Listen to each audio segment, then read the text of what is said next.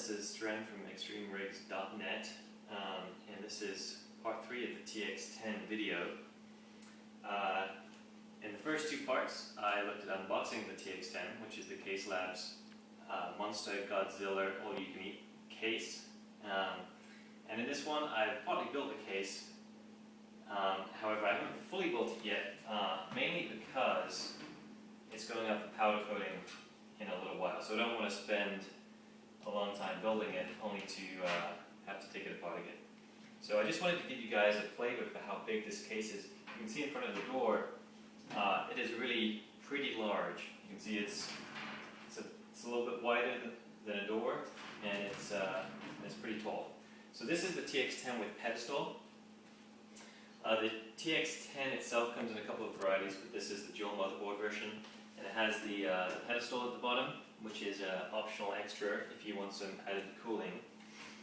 You can see here it has the XXL window, and the way the case works is it has, there we go, it has doors that swing open like this.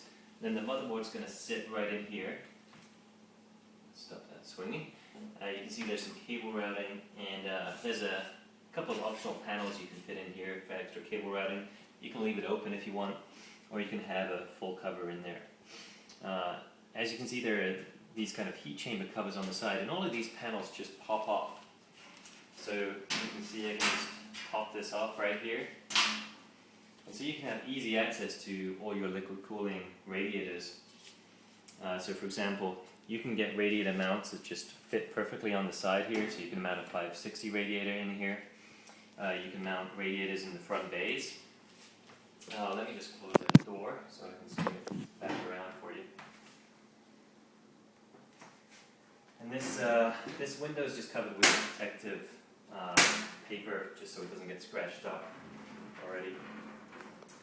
So if you go on this side, you can have a 560 radiator here, a 560 radiator here, a 560 radiator there. You can mount them in the front bays, so you could have 3 on each side when you have the pedestal. You could have 2 in the front, so you could have 8 560 radiators in here, which is really quite excessive. And of course, if you want even more than that, you can add additional pedestals on here. The other option that isn't shown on this case is the extended top. The extended top is pretty common in all the CaseLabs Magnum cases. On the TX10, the optional extended top is another 150 millimeters, so you're talking roughly this high. And that lets you fit additional radiators in the top section.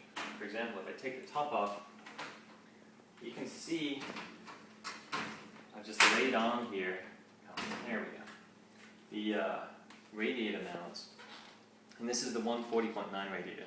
So if you have the extended top, what you can do is put a 140.9 radiator on top of here and still have radiators in the top compartment, maybe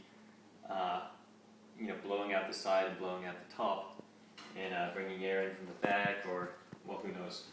But basically you have almost an infinite array of radiator mounting options. So that's basically the setup of the case. And these pop-off covers really do make it easy to work with. I mean, if you're someone who ever takes things apart, often you'll quickly learn to appreciate these. And often when you take a case apart, it starts to lose some of its structural rigidity. And you can see now how open the frame is. In fact, this isn't even screwed in yet.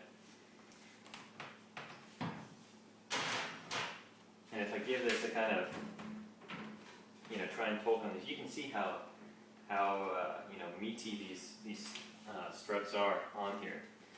So you can mount all your water cooling gear in here and not worry about it at all in terms of the structural rigidity. So that's a relief for those people who really want to build an extreme case, and that's what this case is for.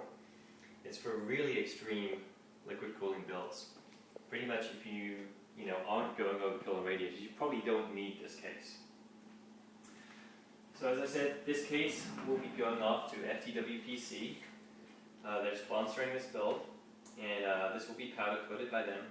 I haven't quite decided on the color yet.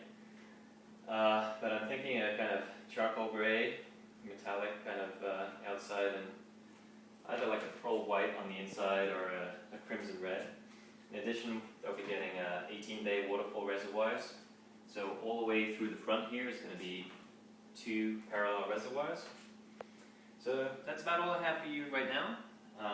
This has been part 3 of the TX10 CaseLabs video series.